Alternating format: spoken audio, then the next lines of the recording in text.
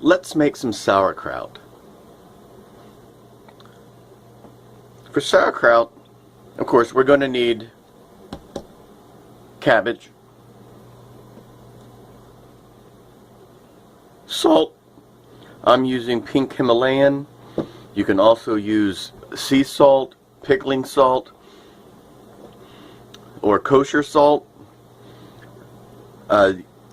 Regular iodized table salt is not recommended because it may inhibit the fermentation process. You're also going to need a jar to ferment your cabbage in. I'm using a 1-gallon glass pickle jar. First, let's shred up our cabbage.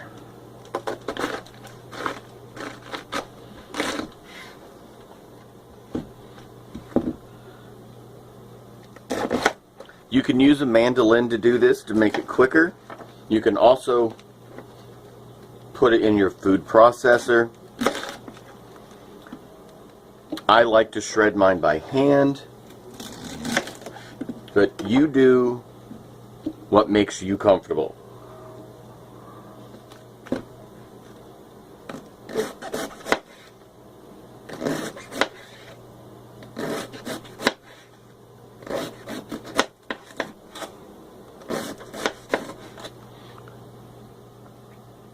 I'll be back when I have this cabbage all shredded.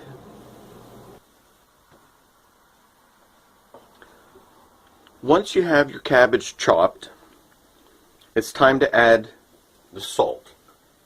For every 2 pounds of cabbage, you'll want to add about 1 tablespoon of salt. I have just a little over 2 pounds of cabbage in this bowl, so I'm going to add 1 tablespoon of my pink Himalayan salt.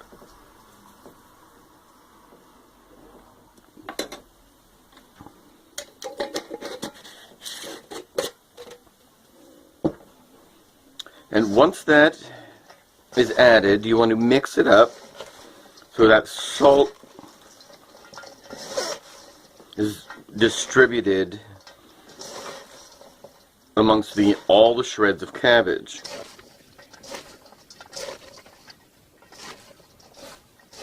And while you're doing that, you want to really massage that cabbage. You want to break up those fibers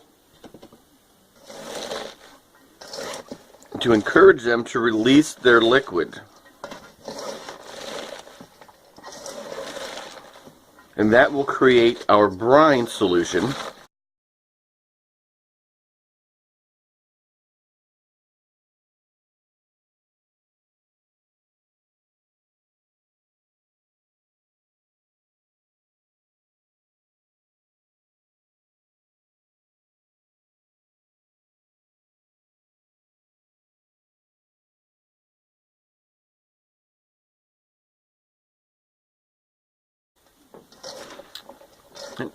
Once you've given your cabbage a good massage, you want to let it sit for 10 to 30 minutes to sweat out more of its juices. Once your cabbage has had a chance to rest, to sweat out its juices, it's time to pack it into jars. I'm going to be using this gallon pickle jar, but you can also use mason jars. This is a quart mason jar. I chopped up 3 additional heads of cabbage. That's why my bowl's so full. So let's start packing it into our jars. There really is no easy or clean way to do this. You just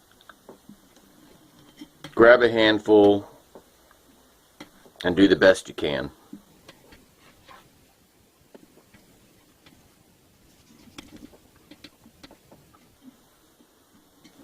And you got to make sure you pack it in. You want to limit the amount of airspace in the jar. You can also use a canning funnel. I don't know if it makes it any easier or not. Maybe.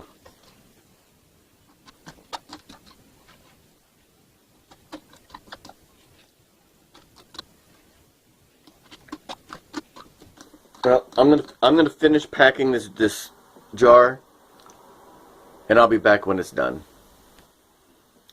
Once you have your jars packed, you're gonna have a lot of liquid left in your bowl. Don't throw that out. You're gonna want to pour that into your jar.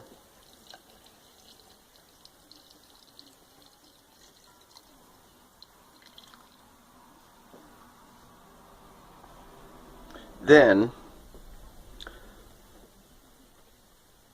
you'll want some way to keep your cabbage underneath that liquid. Now, I probably should have mentioned this earlier, but if you save a couple of the outer leaves of your cabbages, you can place them in your jar.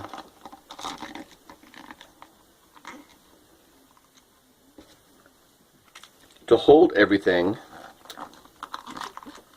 underneath the liquid. To add additional help, if you have a shot glass,